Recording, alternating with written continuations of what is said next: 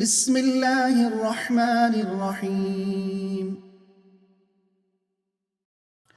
ألف لام را، كتاب أحكمت آياته ثم فصلت من لدن حكيم خبير ألا تعبدوا إلا الله إنني لكم منه نذير وبشير وأن استغفروا ربكم ثم توبوا إليه يمتعكم متاعا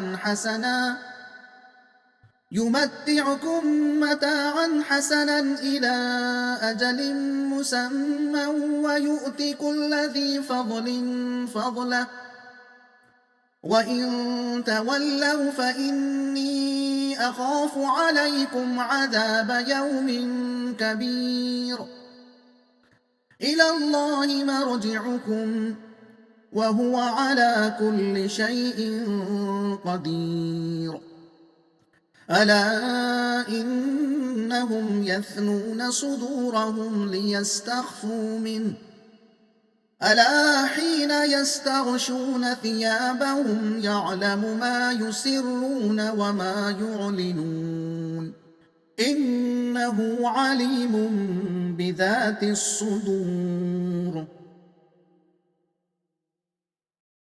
مضمون قرآن مجید میں کیا بیان کیا گیا ہے؟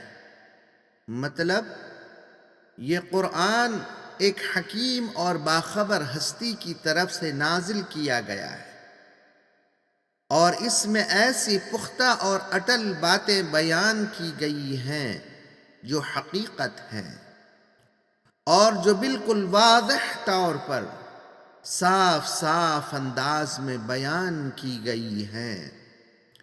اس میں حکم دیا گیا ہے صرف اللہ ہی کی بندگی کیا کرو۔ اللہ کے رسول اس کے نافرمانوں کو اس کے عذاب کا ڈر سناتے ہیں اور فرما برداروں کو ثواب کی خوشخبری دیتے ہیں۔ اگر تم اپنے رب سے معافی چاہو اور اس کی طرف پلٹ آؤ تو وہ ایک مدت تک تم کو دنیا میں بھی آرام کی زندگی بسر کرنے دے گا اور آخرت میں بھی سیرت و کردار کے لحاظ سے اپنے آپ کو جس فضیلت کا مستحق بناؤ گے تو وہ فضیلت اس کو ضرور دے گا۔ لہذا نافرمانوں کو آگاہ کیا جاتا ہے کہ وہ بڑے ہولناک دن کے عذاب کے لیے تیار ہو جائیں۔ اللہ سب کے دلوں کے رازوں کو جانتا ہے۔